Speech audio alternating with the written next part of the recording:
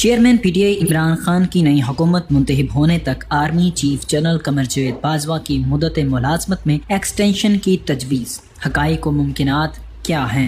پاکستان میں army chief کی تعیناتی کا معاملہ گزشتہ سال سے ہی خبروں، تجزیوں اور بحث کا حصہ بنا رہا، لیکن گزشتہ رات سابق وزیر اعظم عمران خان کی جانب سے عام انتخابات کے بعد نئے آرمی چیف کی تعیناتی کی تجویز نے ایک سیاسی اور قانونی بحث سمیت نئے سوالات کو جنم دے دیا ہے۔ ایسے میں سوال اٹھتا ہے کہ آیا army chief general Qamar Javed Bajwa کو قانونی طور پر ایک اور توسیع مل سکتی ہے یا نہیں، اور اس پر حکومت کا موقف کیا ہے؟